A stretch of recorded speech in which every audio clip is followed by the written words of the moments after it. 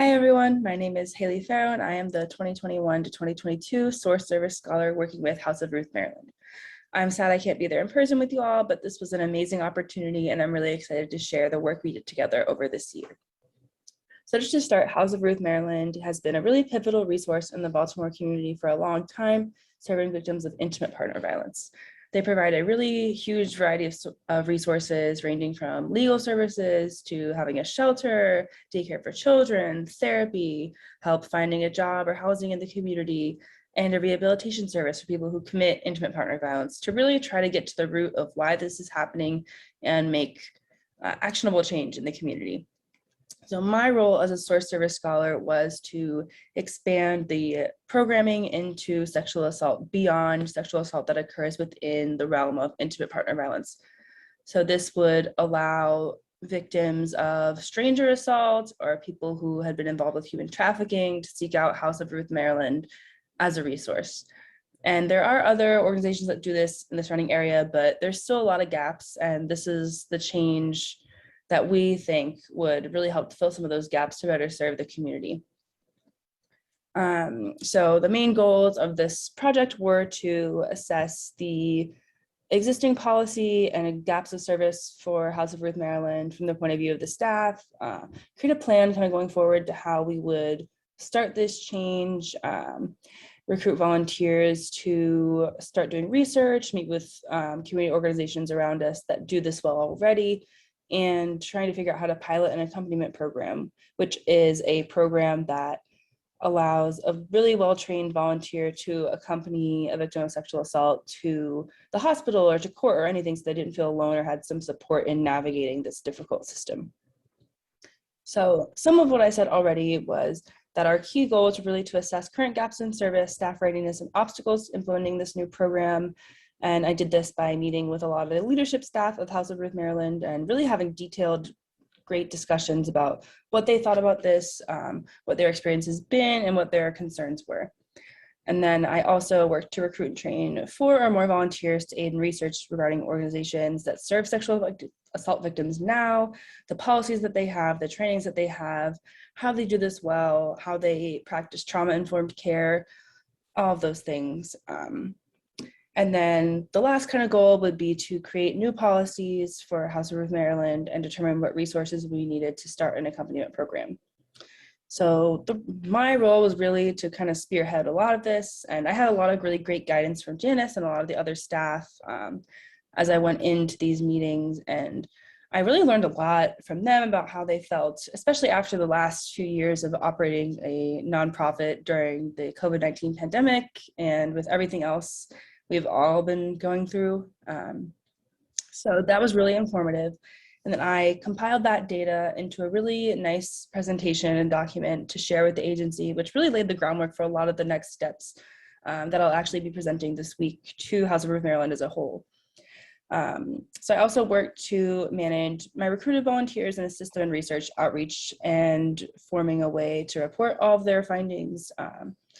And then something else that I've been working on is trying to prepare the program for continuity after I'm done and see what they want this to look like in the future and how we can keep laying a great foundation for people to continue working on this expansion.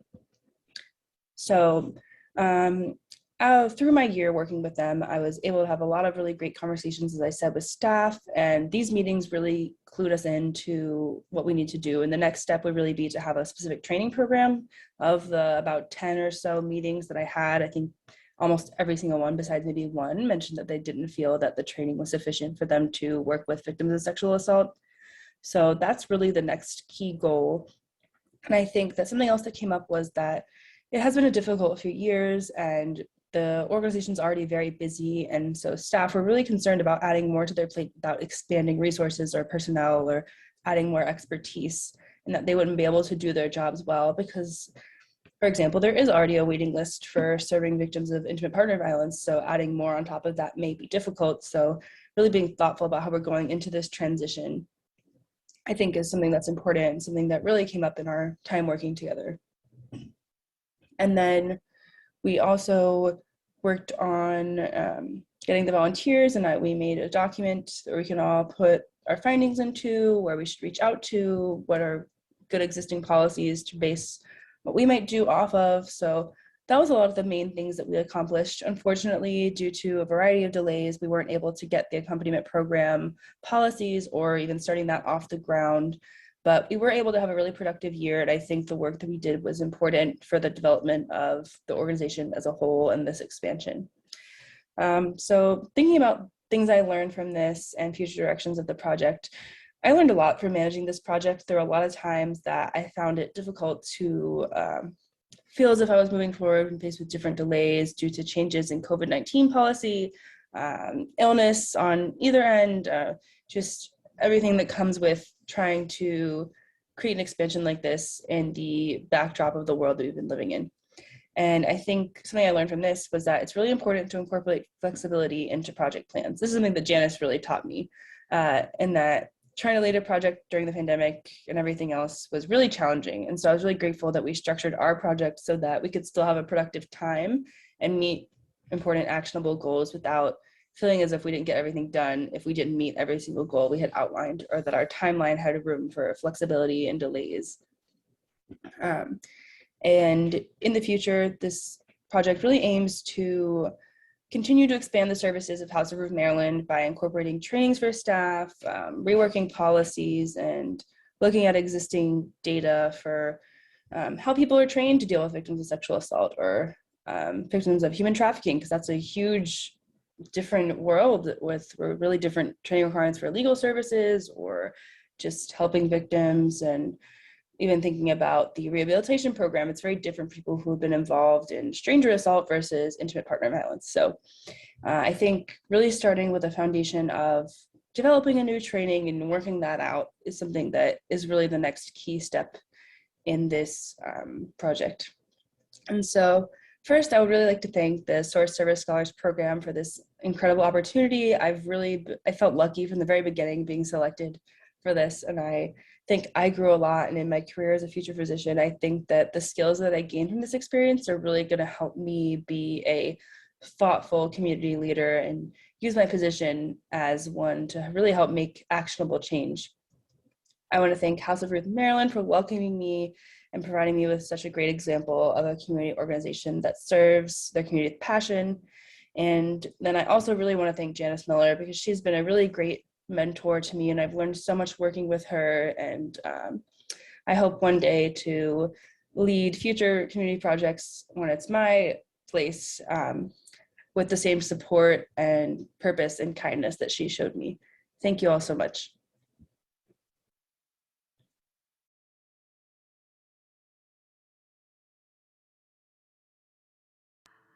All right, thank you. Our next speaker and presentation is going to be Selena Pargus, who connected with Total Healthcare.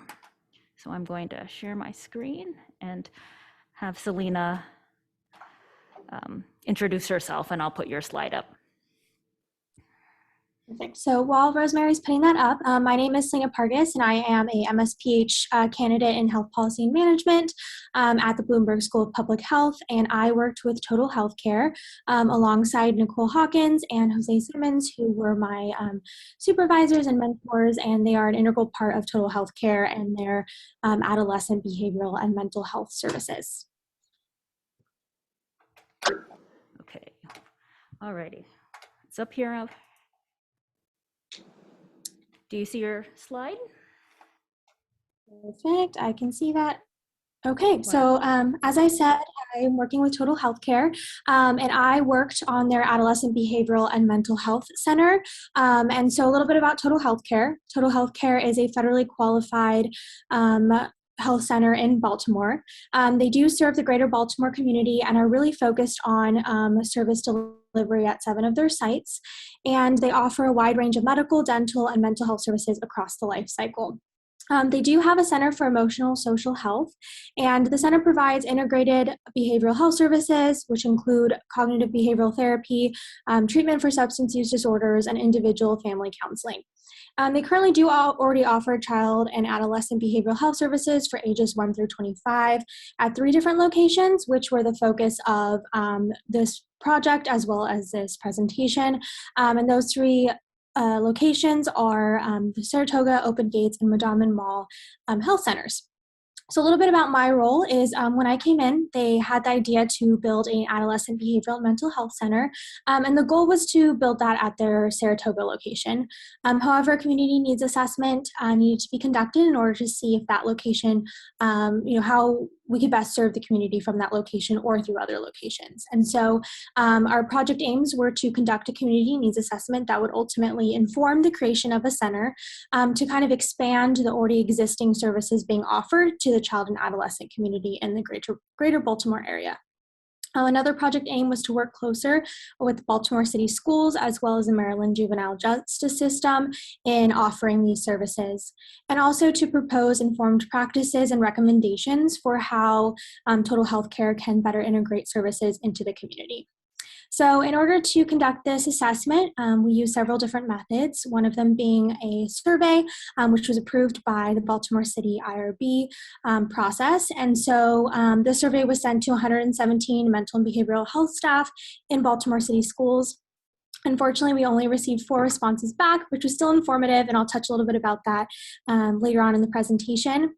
We also use health records to better understand utilization at those three locations, and also used state and local databases to better break down at each of those service locations socioeconomic factors, the education system, and safety rates in order to better understand the needs of the adolescent population in each of those 3 areas.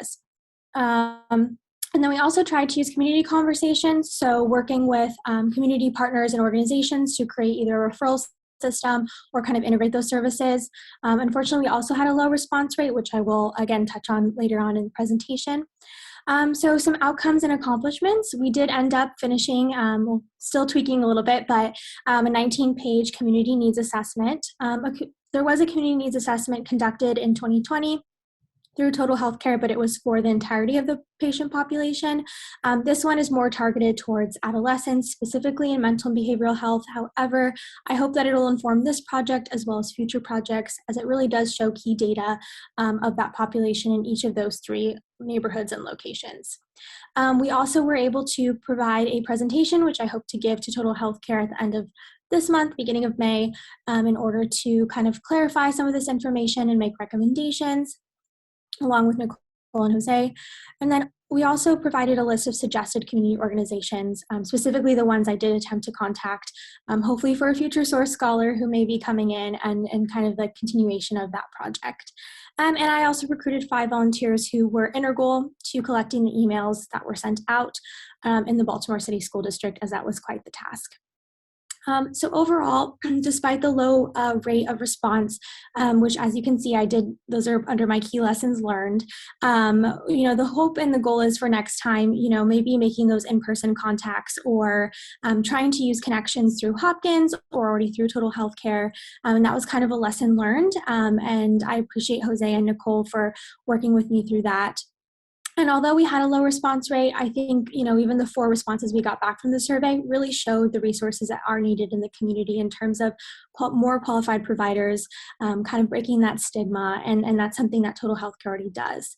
And so, the recommendations that we put forth are trying to integrate Total Healthcare in Baltimore City schools through their student code of conduct. So working with high-risk students who are at risk of suspension or entry into the juvenile justice system, and kind of getting on that referral list that already exists, as well as working with other after-school care organizations such as Girls and Boys Club, which, as I mentioned, we did attempt to contact and is actually something staff recommended as a need in Baltimore City schools. And finally, again, working closer with the juvenile justice system and possibly getting on their contract list as a referral site.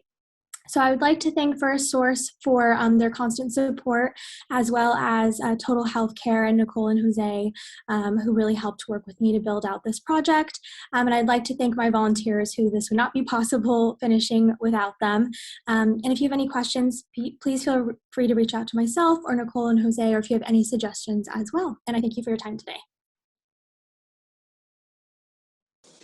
All right. Yay. Thank you, Selena. All right, our next speaker will be Danielle, and she will be talking about her project place work. All right. So. Hi all, my name is Danielle Amundson and I'm with the School of Medicine. I've been working with Project Place over the past year with Jenny and Peggy, who I believe are on the call, and then Donisha as well.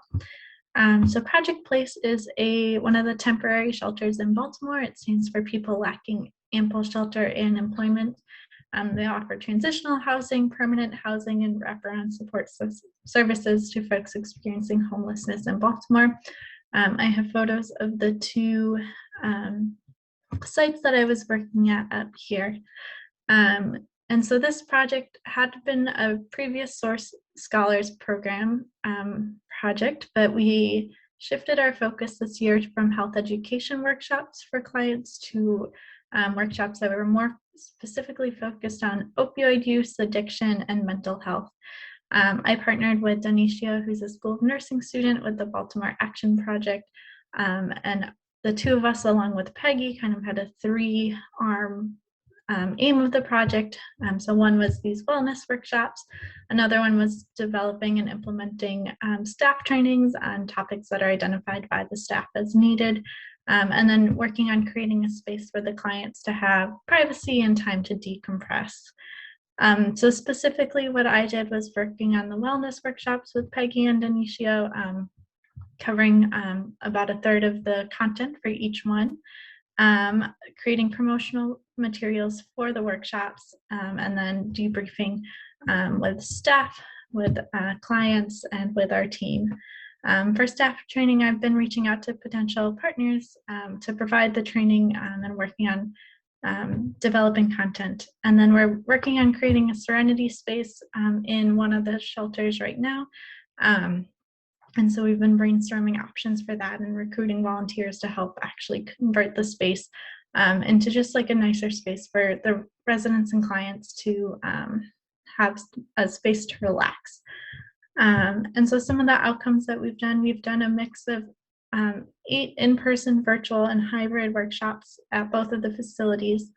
We partnered with the Baltimore City Health Department to provide Narcan training at both sites. We have some upcoming staff trainings and working on creating that serenity space. I think my biggest lessons over the course of this year was that adaptability is key. This ranged from switching our workshops from in-person to virtual, to trying out hybrid, to going back to in-person as COVID changed. And it also included accommodating the staff's other responsibilities. So when we were going to do staff training one month, it turns out that was the month that the Project Place was being audited and was not a good time to add additional stuff onto the staff's plate. And just keeping an open mind as we learned about different clients and staff's preferences and desires for the project. The next lesson was that teamwork is really important. Working with Donisha and Peggy was an incredible opportunity, and I really enjoyed being able to use our different strengths to make the project as successful as possible.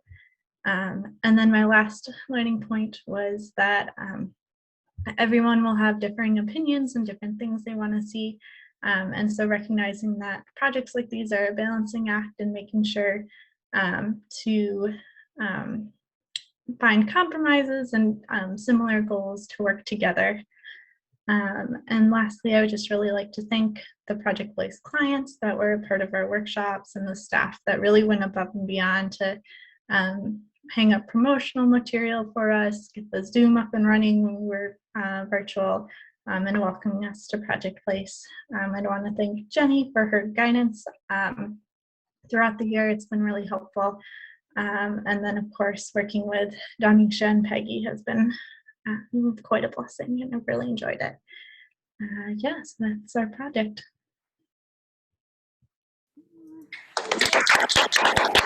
Thank you, Danielle.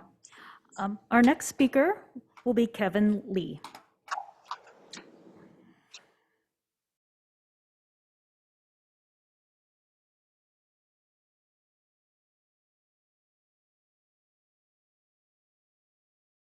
Sorry, I just realized that I was muted.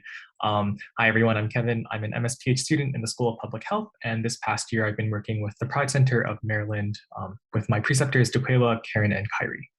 So to give you some background information, the Pride Center of Maryland is dedicated to ensuring that Maryland's sexual and gender minority community have equal access to care, services, and a space where they can be their authentic selves. My project's aim was to develop a wellness program to improve self-concept and increase knowledge on HIV and substance abuse for same-gender loving Black men. And for those who don't know, same-gender loving is a term developed by activist Dr. Cleo Minago as a culturally affirming alternative to the term gay for African-American men. This program was made with the critical thinking and cultural affirmation framework in mind, which was also developed by Dr. Minago. And it uses a culturally based approach that addresses the impact of societal challenges like race-based self-concept dilemmas and being disenfranchised on African Americans, and addresses traditional barriers to substance abuse and HIV as well. So in terms of my specific project goals, I wanted to first deliver 7 weekly sessions that were educational and engaging to ensure participant satisfaction and retention. Second, I wanted to develop an effective curriculum that increases cultural pride, promotes a healthier self-concept, and tangibly increases knowledge about HIV prevention and effective strategies to mitigate risk behavior. And lastly, I wanted to evaluate the effectiveness of the program and ensure its sustainability. So to briefly go over my activities throughout the year, myself and 5 other amazing JHSPH volunteers set out to first develop a 7-week program curriculum and facilitator's guide using an informal literature review. And this guide includes educational slides as well as interactive online elements to be used in the program.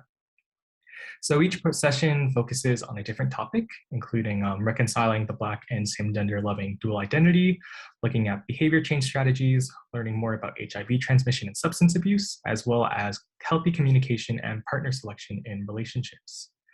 We also developed surveys assessing HIV and substance abuse knowledge, self-efficacy, and self-concept. We developed promotional flyers, which you can kind of see at the bottom there. The one on the left is meant to be more of like an academic study type, and the one on the right is meant to advertise the more fun social aspect of the program.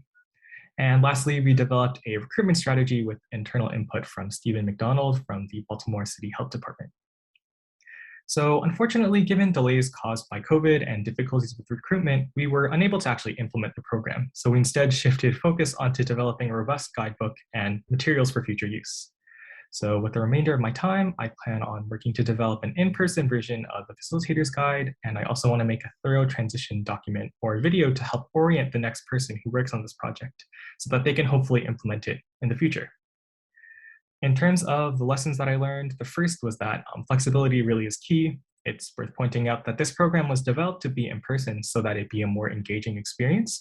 But given the uptick in COVID in December, among other delays, we had to pivot and develop online versions of the in-person discussion activities. And so being adaptable helps to accommodate for the inevitable changes and unexpected roadblocks that occur in your project plan. The second lesson that I really wanted to highlight was that it's essential to consider how your own positionality impacts the work that you're due. And it's important to acknowledge that I don't really have the lived experience to know how to best create a program like this on my own. And with the original time constraint for this project in mind, I tried mitigating this by consulting with my amazing preceptors and looking for existing evidence-based programs that were really culturally tailored. But there's definitely always more room for improvement, especially involving direct community co-creation. Lastly, recruitment strategies are among the most important part of a program, since you obviously can't have a program without enough participants. There's definitely a lot of improvements to be made with the original recruitment strategies that I've been working on since. And I also look forward to being able to account for more in-person methods that wouldn't have been feasible back in December or January. So overall, I'm so grateful to have been a part of this project, and I look forward to doing as much as I can until the end of my term. And I'd like to extend my sincerest thanks to Mindy, Rosemary, Tony, and Vaishu, and everyone at Source, my preceptors, Dakayla, Karen, and Kyrie from the Pride Center of Maryland and BMX, Stephen McDonald from the Baltimore City Health Department, and of course, my amazing volunteers. So thank you all for your time. All right, thank you. Our next speaker will be Theresa. So I'll go ahead and put your slide up. Hi, everyone. My name is Theresa Sulo, and I'm an MPH student at the School of Public Health at Hopkins. So I worked with Green and Healthy Homes Initiative, which is an organization based in Baltimore whose work is focused on creating healthy housing and trying to eliminate inequities in housing due to like structural racism and specifically when it comes to lead poisoning in the homes. They also are aiming to address a lot more social determinants of health and advance health and racial equity in low-income communities of color. So the goal of this project, called the Racial and Health Equity Metric Toolkit for Evaluators, is to provide guidance on best practices to create a racial and health equity metric for future GHHI programs, using the tools that are advised by Culturally Responsive and Equitable Evaluation, also known as CRE. So with this toolkit, we wanted to advise the creation of metrics that program evaluators can use in order to see how much progress the program or project has made towards reducing differences in outcomes based on various socio-demographic factors such as race and ethnicity and income level.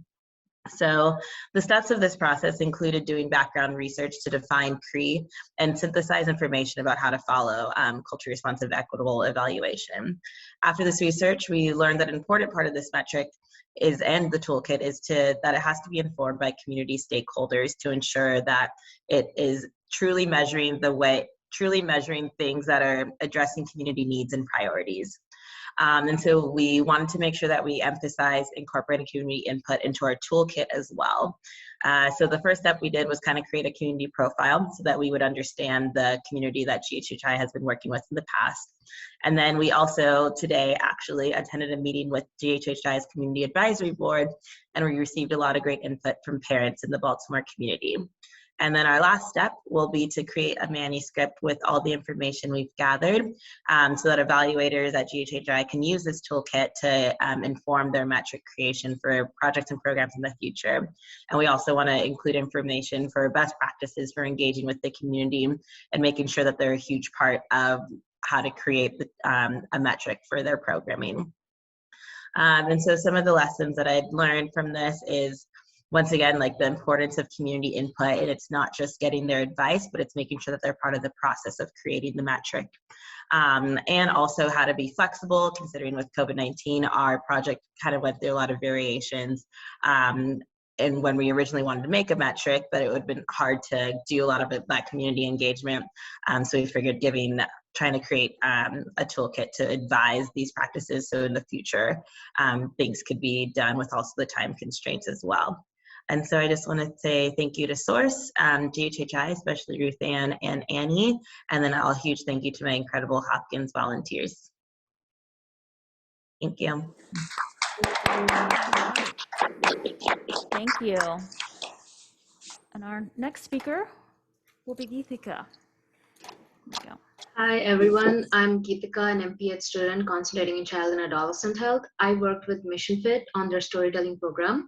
Mission Fit is a physical fitness center in Baltimore who mainly work with youth of 11 to 24 years, and they provide free fitness programs, mentorship programs, and summer programs for them. They also provide training programs for personal trainers to educate them.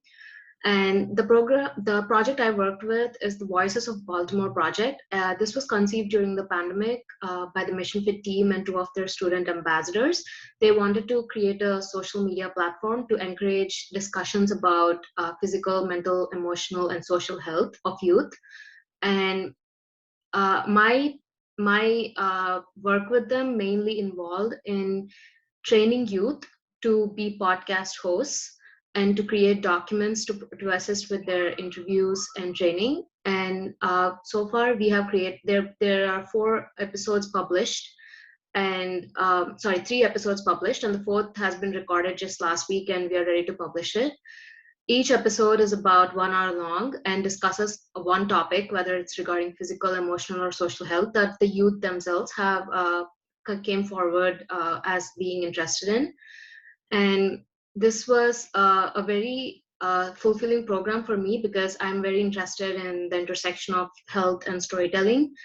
And the one problem we faced though was that many of the guest speakers, that we had to schedule podcast episodes with the guest speakers and the youth, so the timing had to work for all of them. And we had an issue because most of the youth had to go to schools and colleges and could not record during work hours, whereas some of the guest speakers wanted to record only during work hours. So that was one lesson we learned. And another thing I learned was volunteer management. There was no way for me to hold the volunteers accountable to them. Most of the volunteers were pretty good. So I recruited 10, and right now I ended up with only 4 of them who are still working with me. So that was one thing I learned. And yeah, I really want to thank the Mission Fit team and Source for giving me this opportunity. I really enjoyed the experience. Thank you.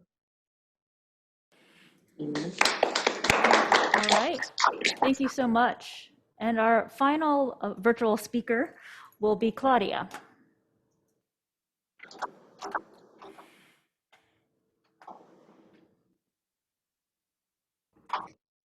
Hello, everyone. Thank you for being here today. I've been working with Hopkins Community Connection, and my preceptors have been Christine Topol and Dr. Barry Solomon.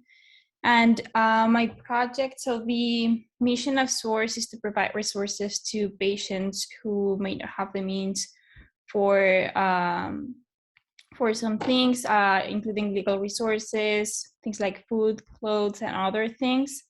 So things that I've been doing with them, we're trying to give patients a voice to tell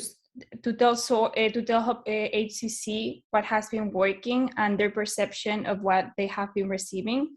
So we have been trying to reestablish some advisory boards and patients cafes that have had been in the past, but due to COVID had been or either moved online or they weren't working anymore. And in some clinics, they didn't even have these programs. So some of the things that I've been doing is working with Harriet Lane Clinic to reestablish one of these patients cafes, and then working with the children medical practice to start a youth, because they had a parent advisory board, but they didn't have a youth advisory board. So we're trying to restart that to start this new youth advisory board with them. And we are creating some of the recruitment flyers to recruit new patients, such as the flyers, and then some information for the doctors to be able to talk to the patients and engage them in these groups. And the main mission is just to give patients a voice so they can have more autonomy over their own health, and they can speak out and have some control over their healthcare. So some of the outcomes and accomplishments have been these deliverables of the flyers to recruit the patients, and the research and information to give to doctors so they can engage these patients and provide information to them so they can make an informed choice of being included in these advisory boards. And some of the lessons learned from my work with HCC and the different clinics has been how important it is collaboration between the different clinics, between the different healthcare professionals and other professionals, and with the patients as well, learning from each other and with each other. We've also learned how adaptability and flexibility are really important, because things don't always go as you want them to. So being able to adapt and be flexible of how things turn out, it's really important. And also being understanding and empathetic of other people's problems and limitations, and trying to build meaningful relationships with everyone. And the last thing, just how important it is to give people control, to have the means to have a say on their own health and have a say of how their healthcare works and the care they are receiving. And I would like to give thanks to my preceptors, Christine Topol and Dr. Barry Solomon, to SOURCE and everyone who has helped me through this journey, and to the volunteers that have helped me accomplish this mission. Thank you. Thank you so much. We're going to switch now over to our in-person presenters. Our first presenter will be Emily Huang.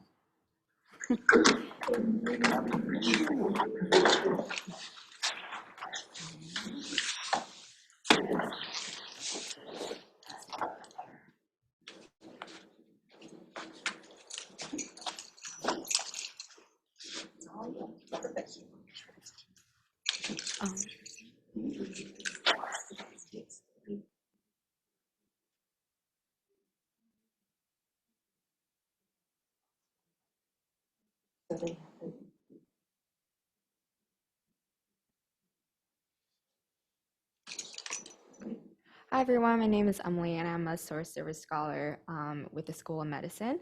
And so just a little introduction about Lori's Hands. So what Lori's Hands is that it's an organization that connects college students or graduate students with members within our community who are living with chronic illnesses.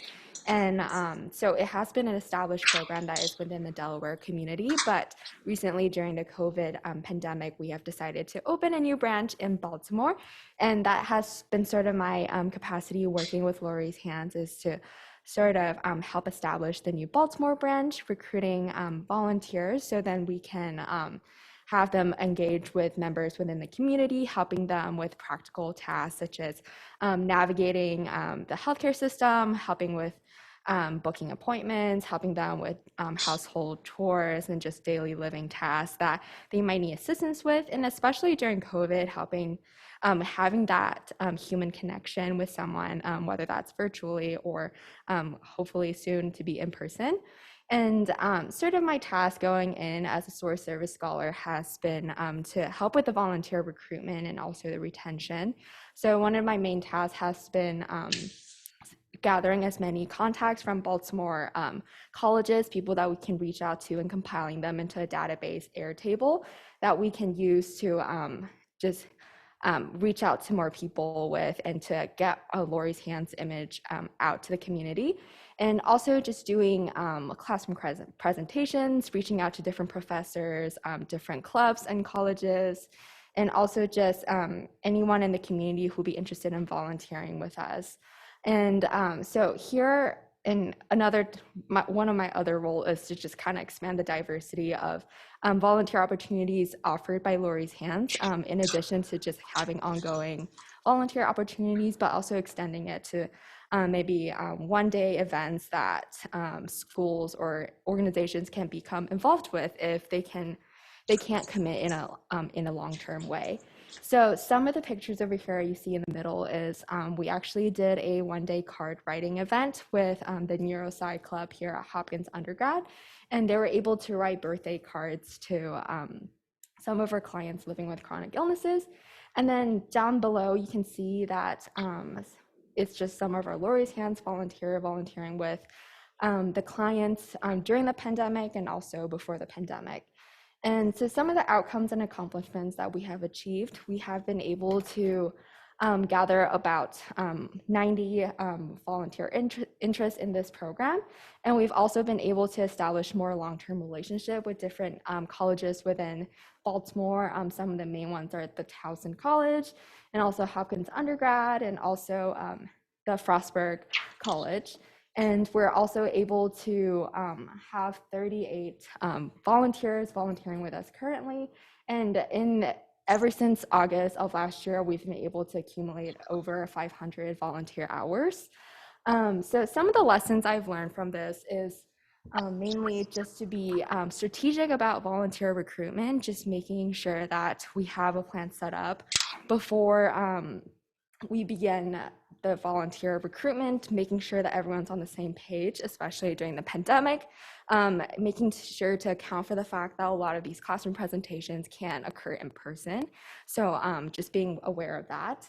And also another aspect is being able to seek the advice of other members within the Lori's Hands team who have a lot of experience just with volunteer recruitment, just because they have been doing this a lot longer than I have, and being open to asking them for help when needed. And also lastly, to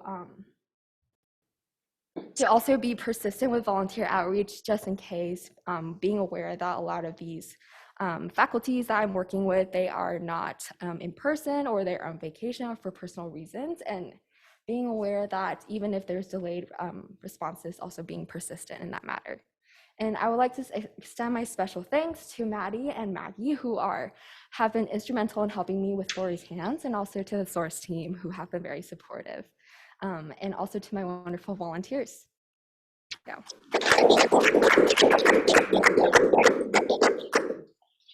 All right, wonderful. Our next speaker will be Raymond. So.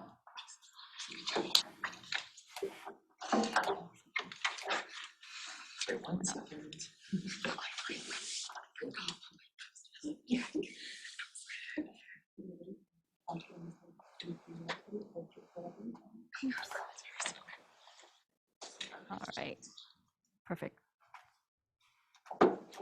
Okay.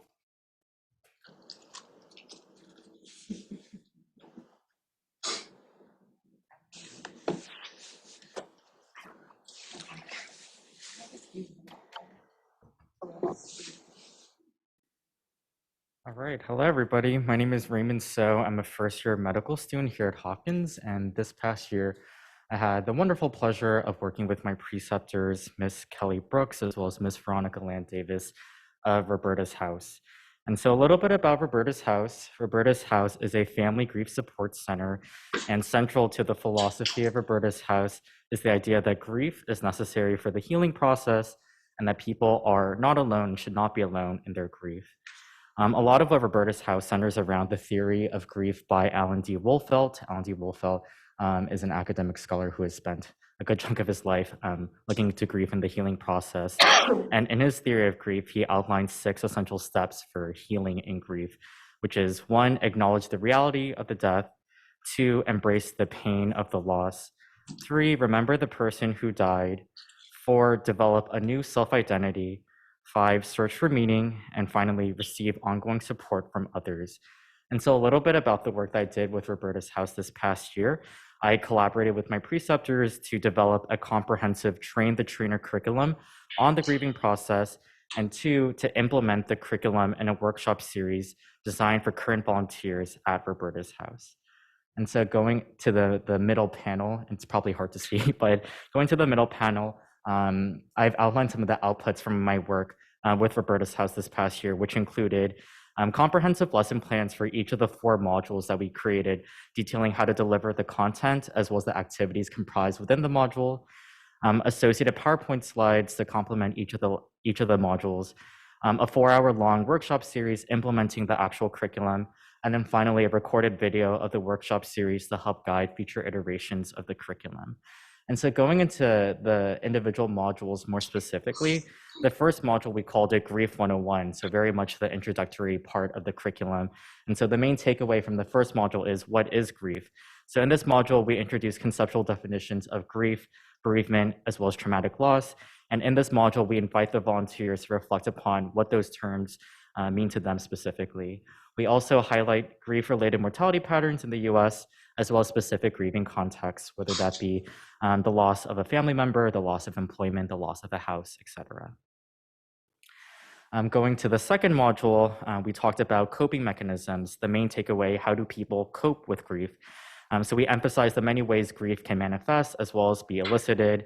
We define different coping strategies, whether those coping strategies be active and productive or regressive and avoidant.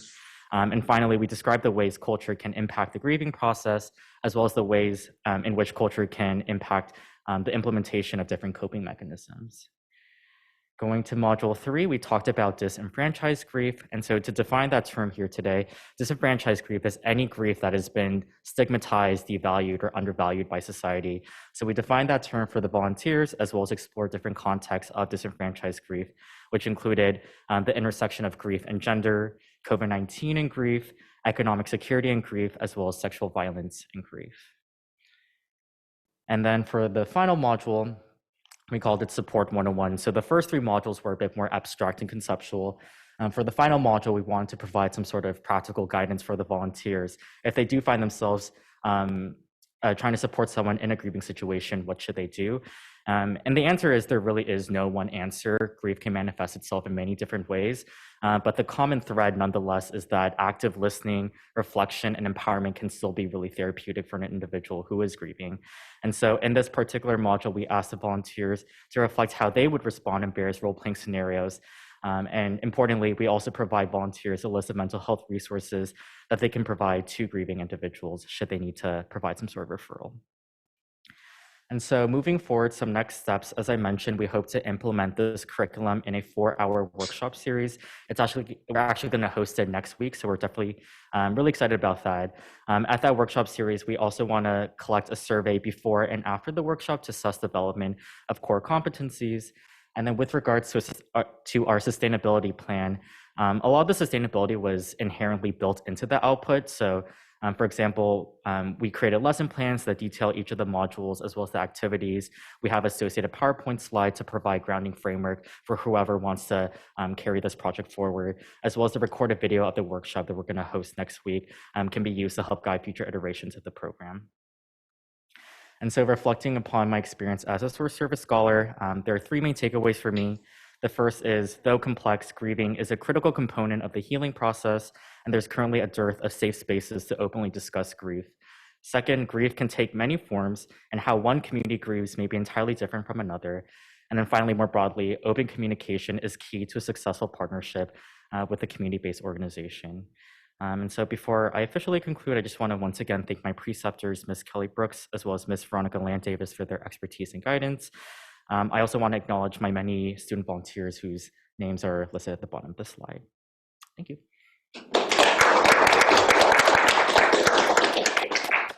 Thank you so much. And I want to let everyone know that, especially our virtual participants, that we will share the slides and all the presentation posters as well. So no worries about being able to, maybe if you're having little challenges viewing them. Our next speaker is Marelina.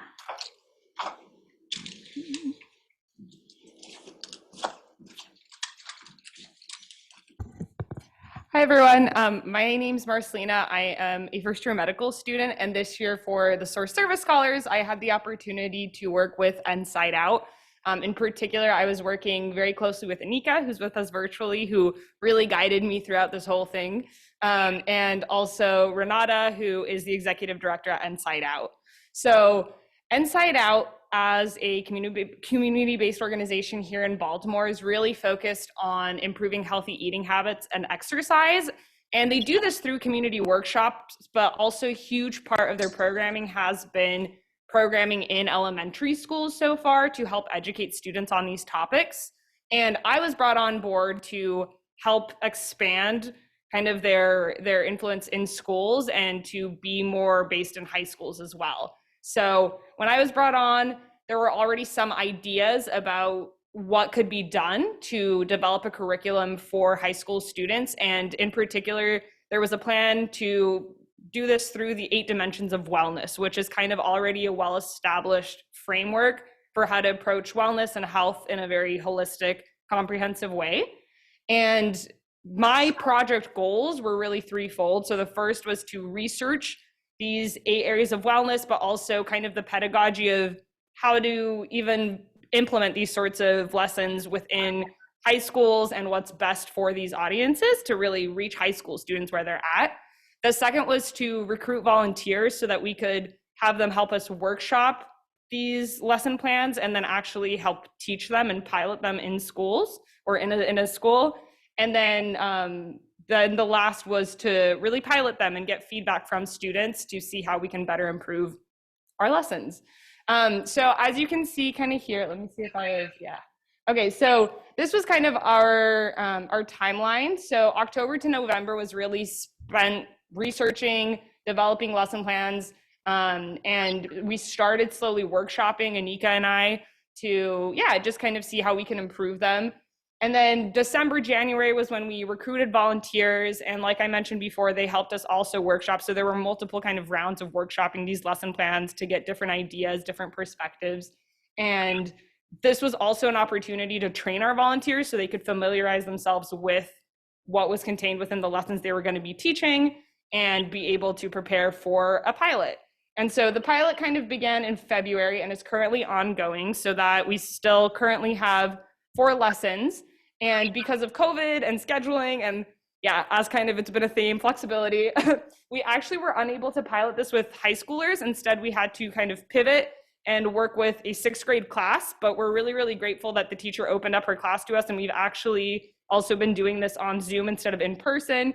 So a lot of flexibility all around, but we were able to still, yeah, change the lessons a little bit so that they could be targeted towards slightly younger students. But in general, there wasn't even that much change, to be honest, because, yeah, a lot of these things can be in some ways maybe simplified a little, but generally still applicable to a wide age range of kids. And then gathering feedback has been ongoing through surveys to students, but then we're also hoping to possibly have a focus group at the end of all of this to get some more feedback from the students to see how they felt about the lessons and what we could change to make it better going forward. So just so y'all have an idea of kind of what this looked like, I did list some of the lesson objectives from the 8 different dimensions of wellness. So we have social well-being, emotional, environmental, financial, intellectual. occupational, physical, and spiritual. So a wide range of topics and ideas that we've been able to bring up with these students in various different ways. And here I also included a picture of a Jamboard that we use. So like I mentioned, we had to switch to a virtual implementation of this. Originally, we were going to be using whiteboards and having the teachers write on the whiteboards and kind of engage students that way. But we were able to use a lot of technology to also try and do that. And some of the stuff turned out really well. Other things weren't as successful, but it's, yeah, kind of a work in progress always. And it's nice to now also have these lesson plans, both in kind of an in-person setup, but also adaptable to virtual settings. So the major accomplishments were developing these 8 lesson plans with their PowerPoints, recruiting 8 volunteers, and then being able to pilot these lessons with a class of roughly 15 students. So obviously a lot of lessons learned. Biggest one I would definitely say is that curriculum development is a super dynamic process, and it's really nice to have a lot of different perspectives. So like I mentioned, we did have multiple phases of workshopping where we got a lot of different ideas and changes through that. But then also because of these shifts that we had with shifting to 6th grade and being virtual, had a lot of folks also from the public health team from Inside Out help out with that. And really gave me a good perspective of just how flexible you need to be with all of that, but also how important it is to get these different perspectives from people. And then another big lesson when it came to actually engaging these students on especially a virtual platform was just how important it was to really focus on more interactive pieces of lessons where students, when they were spoken to for a long period of time, really disengaged super quickly.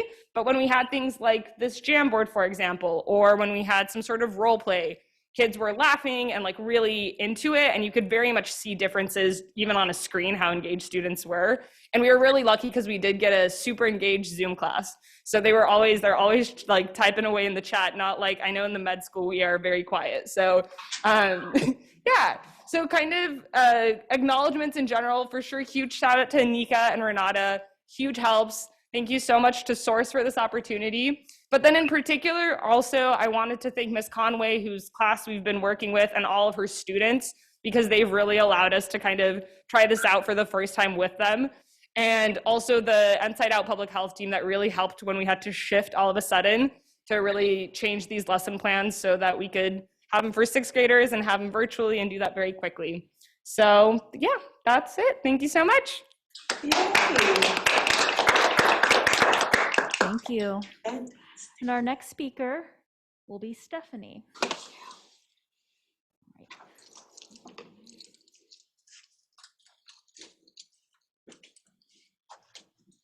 Okay. Hello, everyone. My name is Stephanie. My pronouns are she, her, hers, and I am a first-year medical student who had the privilege of serving as a Source Service Scholar with the International Rescue Committee this past year. So for those of you who don't know, the International Rescue Committee, or IRC, is a global nonprofit that really works to provide support to individuals and families across the world who have been affected by humanitarian crises. And so in Baltimore, the IRC office is, of course, really instrumental in helping resettle hundreds of families, thousands of individuals to areas in the Baltimore area. So you can imagine anything that it takes to resettle and individuals will kind of require a whole bunch of resources in terms of finances, in terms of government work, helping students get in schools, helping fill out applications for all new paperwork. So it really is a whole multidisciplinary team that comes together to provide support to all sorts of people. So the projects I worked with were specifically 2 mentorship programs that were aimed at supporting refugee youth in Baltimore. So one program, the Refugee Youth Mentorship Program, or RYMP, was for high school age students, and the Refugee Student Mentorship Program, our SMP, was for middle school age students. Essentially same ideas of just providing support and helping students kind of get acclimated to this new lifestyle, get into schools and kind of figure out, like, as they're navigating who they are now in this new area, how to function in a new society. These programs are really just geared towards providing them support however they needed. So the programs have the same mission, but honestly, every mentorship session, every one-on-one pairing with the coaches looked entirely different. So my responsibilities in these programs really also kind of span the whole program length, as it went from helping recruit coaches and do coach trainings, take care of a bunch of administrative stuff to make sure everything was documented, to actually helping run the Zoom session, do breakout rooms, troubleshooting, get feedback from the coaches to really figure out what's working, what's not working, what can we improve in the whole program structure, as well as kind of as we go through the program, what can we do to best support them. And actually in this past week, finally closing out the programs and doing, again, final feedbacks and final administrative work. So I'll just direct your attention to that middle, I lost the mouse, the middle figure right here, just to kind of walk you through what the programs look like. So as I mentioned, all of my responsibilities, again, spanned a bunch of this stuff, but it was a whole group of people working to, from IRC to really make sure that these programs came together as well as they could and were able to serve the unique needs of the different students we were working with. So I'll get to specifically what everybody did at the end, but there we go. Okay. But initially what we had to do was recruit a bunch of coaches. And the coaches really came from all different walks of life, all different backgrounds, all different sorts of experiences. There were college students, like on the pre-med track. There were graduate students in social work and education, educators themselves, or sometimes individuals who are retired and just really wanted to spend their time giving back to the community. And really the common thread was we're just looking for people who are interested and dedicated to being flexible, to being adaptable, to being empathetic, and just willing to work with a bunch of kids and figure out how they can best help them. So after recruiting the coaches, they go through volunteer information sessions and trainings and background checks. We do an internal kind of pairing process where all the coaches are paired one-on-one with the mentees. And we really try to look at the coach's experience, their experience in teaching, their experience in life, like what their job was, what kinds of people they've worked with in the past, and trying to align it best with what the mentees are looking for. So some mentees, especially in this past cohort, had more limited English proficiency. So it was definitely helpful to see some coaches who had education or teaching background. Others were really interested in figuring out how to navigate, going to college or going to some vocational school. So we were able to match based on the coach's work interests or work experience, as well as what the mentee was looking for. So after the students and the mentors were paired, then the programs began. And so the programs ran for 10 to 11 weeks. This time we made it 11, in the fall it was 10. And the sessions were for 2 hours, 6 to 8 p.m. always on one night of the week, to kind of just create that regular schedule and give the students, like, this is a part of your routine, and it's a place for you to go, like, kind of, you're going to show up here. If you need homework help on Wednesdays or Tuesdays, like where you can get it. And the programs, again, like I said, they're kind of geared towards different ages. And essentially when we went in, our YMP for the high school age students had been in the past kind of already run, and they had experience with what it would look like. Our SMP was new in the fall. So it was our first time really working with younger age students. And we definitely saw that there was a difference in how those programs would play out. For the high school age students, there was a lot of need for like homework, for career advice, for figuring out like, how do I navigate like becoming an adult, but learning English, but also managing all of these different things that come from moving to a new country. Whereas in the middle school age program, there was a little bit more of an attention span issue, where kids would, as you can imagine, get tired of being on Zoom all day and then kind of need more fun, engaging things to keep them going.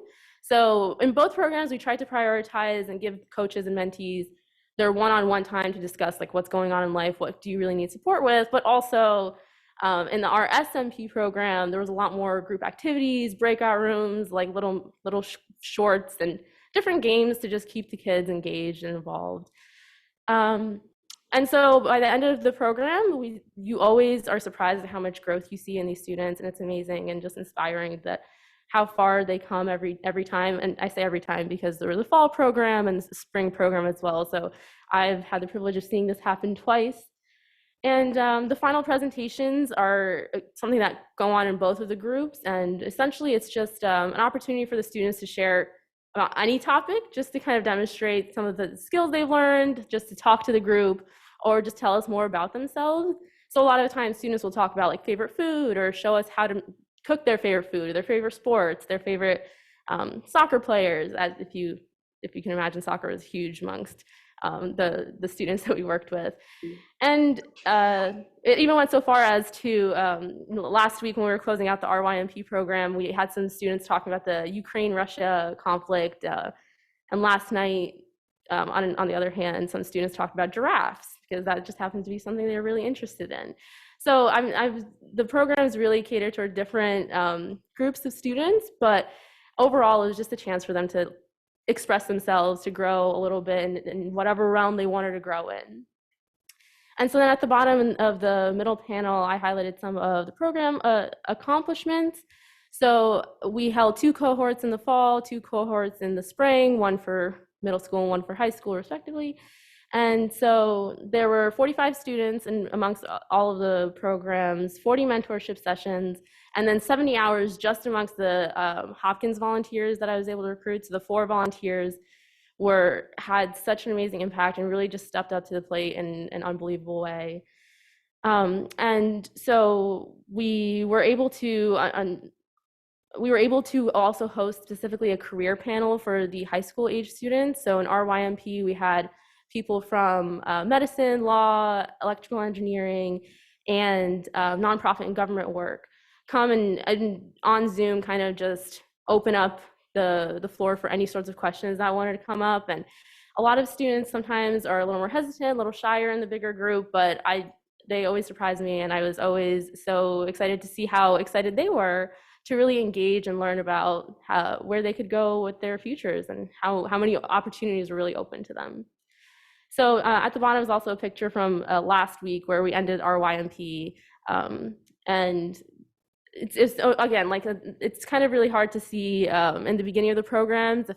When you first meet all of the students, you're not sure how things are going to turn out. Everybody's generally shy, and so as the program administrators, we try to get everybody going, but it really takes some time to get more comfortable with the students and get them comfortable with us.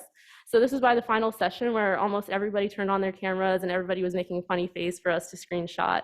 So I've included some quotes there that really resonated with me from some of the coaches who talked about how meaningful this work was and how important it was to kind of be patient and think about where the students are coming from and really think about how can I best serve the needs that they're coming with me right now. And so the program and all the students constantly inspired me every day, and it's really hard to not constantly smile, especially in the middle school age program. So yeah, it's really important to partner with organizations like IRC in general, but then even within IRC, like as I'll get into, Felix was one of the kind of program coordinators, and he had such a great relationship with so many of the students and their families that, you know, when we needed a student to get on call, he could call their family or call their brother and say, no, where are they? Like, I know they're at home and I know you're not at dinner. We want you to come. We miss you here. So that really just made it so much more feasible to get everybody on the call and get excited when you have this personal connection with some of the staff. It was really important to also prepare our coaches and ourselves to realize that people are coming from so many different backgrounds that you can't design every activity, you can't design every conversation or even icebreakers to kind of meet everybody's shared experience. Like when we would ask certain questions, we'd have to realize like there are people coming from places that don't necessarily have access to regular swimming pools regularly. Like I grew up going to swimming pools and boys and girls clubs, and that's not something that's a shared experience for everybody, especially maybe growing up in Baltimore. So it was really important to always take a step back and think about the questions we were asking and the people that we were volunteering with. And then, of course, just really being patient, as I mentioned, with the whole process, with speaking with the mentees, with having them open up to us and just understanding everything takes time. And everybody showed such amazing growth at the end. It's always like the programs always prove the lessons learned, of course. So moving forward, I'm hoping to put together all of the emails I sent out, all the resources, all the activities we had all together so that this can continue in the future. Like I said, RSMP was the one that started in the fall for the first time. So there's a lot learned, but also a lot of different things, moving parts that came into that program that we're hoping to continuously build on. We also started developing like a resource list and different resources that were language specific for certain mentors and mentees to utilize. because we realized when we had mentees that had more limited English speaking capabilities, it was important to also to kind of give our coaches something to start with, some sort of like worksheets or presentations that would help them like know how to approach the sessions and really be able to maximize their time instead of having to come up with everything themselves. And so I am incredibly honored to have had this opportunity, and I want to especially thank Nan Ross, who put so much time and work into really recruiting all the volunteers and doing all the training and making sure all the paperwork got in. Felix, like I mentioned, who ran the RYMP mostly on the mentee side and was always calling students and really making sure that everything was going great on their end, that we were adapting as they needed us to. Elizabeth, who ran the mentee side of our SMP, was super creative and coming up with so many engaging activities. I learned so much from her. And Sarah, who worked with both programs, was also calling students. Really, all of the team members just showed me how amazing it is to work with a really dedicated and kind of really committed team that was willing to go to so many lengths to make this program amazing. So, and of course, thank you to Source, and thank you to all for listening.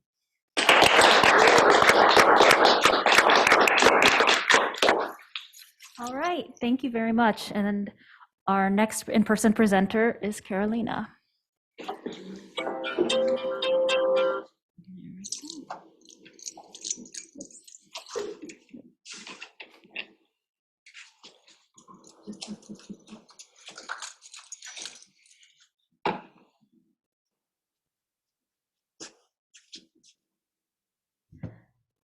Hi, everyone. My name is Carolina, and I'm a second-year medical student at Hopkins. And this year, I worked with CASA, which is an immigrant advocacy organization that is active throughout the Mid-Atlantic. They used to be known as Casa Baltimore or Casa de Maryland, but now it's just CASA because really they are active beyond just Maryland. So if you are familiar with CASA, they support immigrant communities in a variety of ways. They provide financial support.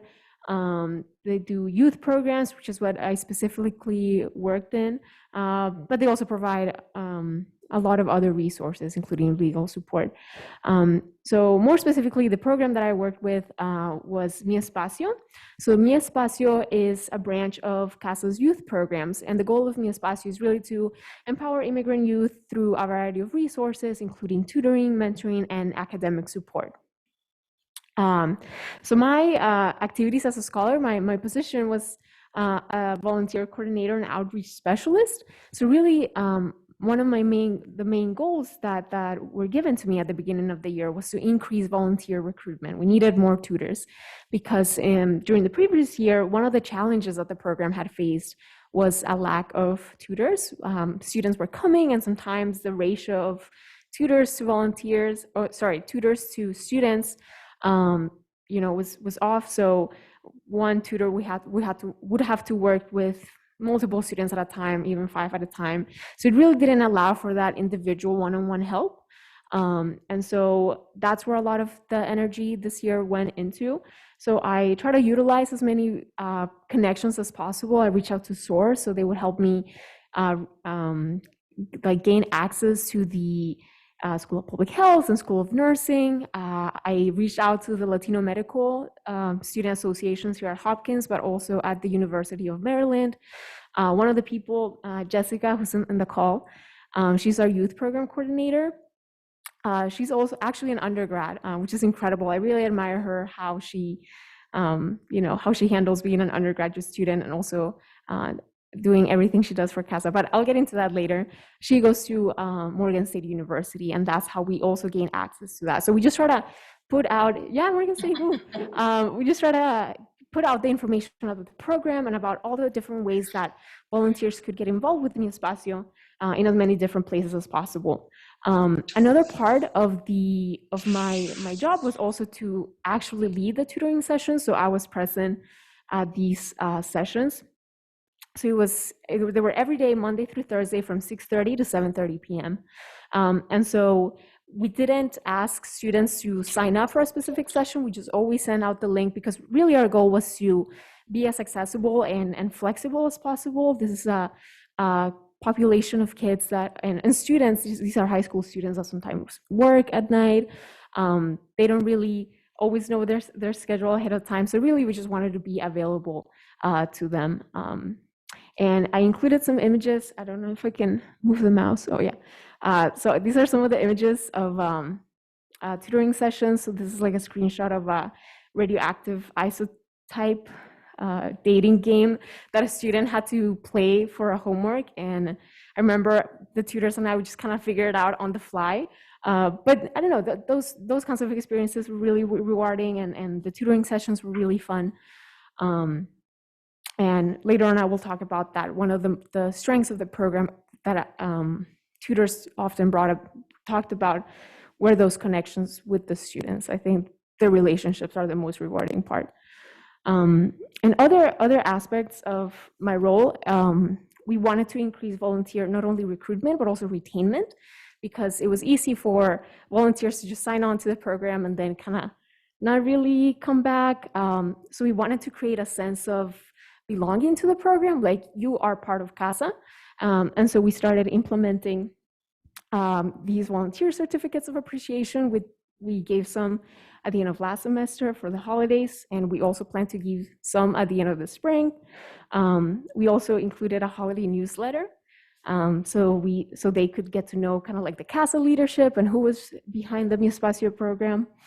And we also provided, COVID permitting opportunities for the students and volunteers to meet each other. So this was at the CASA headquarters. Sorry, I hit the mic.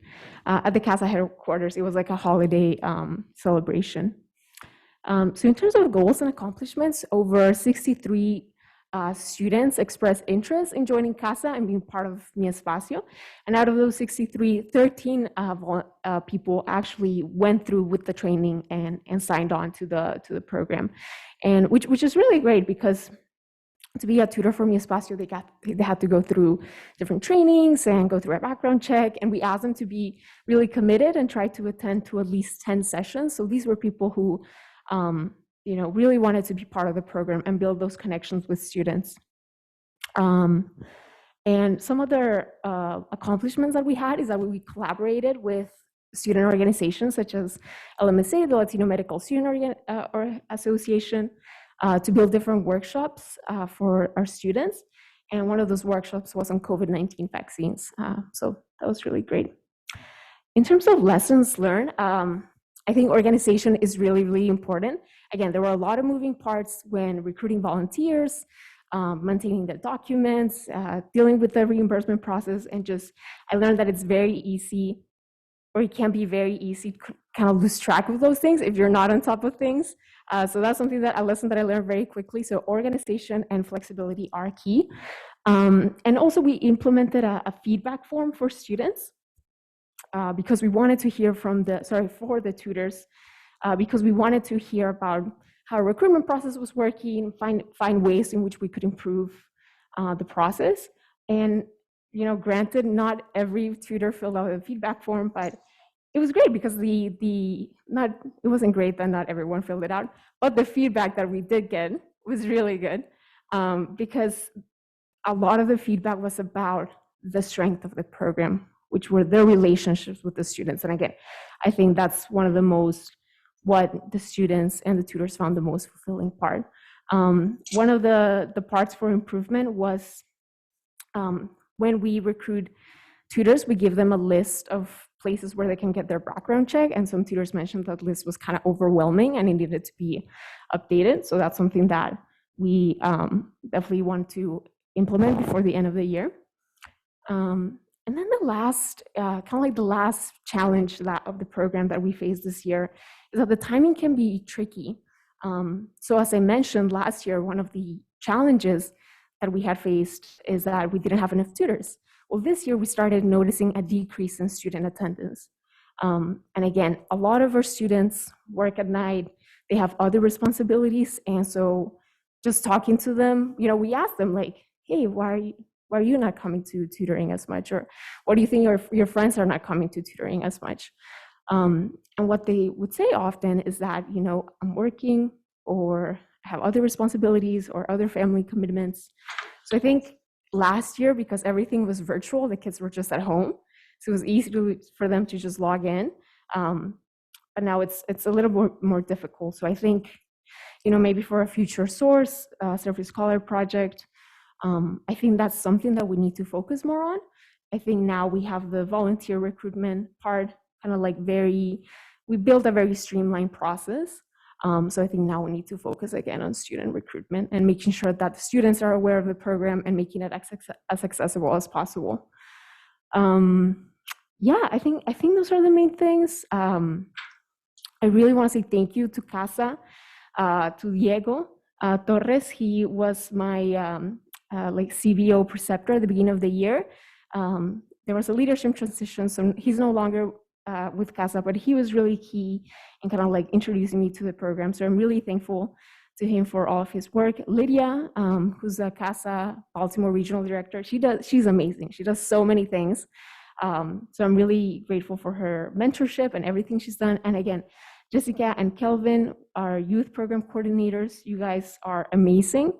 And yeah, I'm just really grateful. Our student volunteers, the student participants, Salud and LMSA and other Hopkins organizations, and everyone at SOURCE. Thank you so much for giving me this opportunity.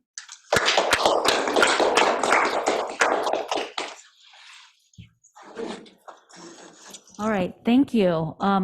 We actually we were having technical difficulties with our audio pre-recording, but we do have one last presenter, and that I'd like to invite to come on screen. It's Aditi, and I will move your slide back up. Ooh. There we go. Thank you. Hello, everyone. Thank you all for being here today. I'm Aditi. I'm a first-year MSBH Health System student, and I'm with the Commodore to College John Rogers School with the Commodore to College project. Our project team had planned to recreate a simpler and clearer outcomes of high school choices for the students, including the alumni, in order to bridge the gap between current students and alumni. This would foster an environment for better learning, information, and motivation to pursue higher education. By analyzing the high school choice data of over 10 years, it was found that the top 4 recent choices for Commodore students were Academy for College and Career Exploration, Paul Lawrence Dunbar High School, Martin Thaler Vocational Technical High School, and Digital Harbor High School, which is all based here in Baltimore. An alumni event was organized where Commodore alumni connected with the current students and teachers. And during the event, alumni were asked to fill up surveys in order to facilitate peer-to-peer mentoring, academic and career support for both the alumni and current students at Commodore. Social media engagement was also conducted to spread message about the event and alumni surveys. Setting up sustainability mechanisms is, of course, very critical to achieve program longevity. So we are hoping that this will be ensured at the administrative level in the years ahead. And this experience has been so rewarding and fulfilling, and I've learned so much in the process. 6 amazing volunteers were recruited during the process. And I would like to thank and express my deepest gratitude towards the SOURCE family and Commodore for this opportunity. And I'd like to say huge thanks and shout out to my lovely, lovely preceptor, Hannah Wallace, who is joined here today virtually, for all her support and for trusting me with the project, and also to the 6 amazing volunteers who were a part of this project. Thank you so much.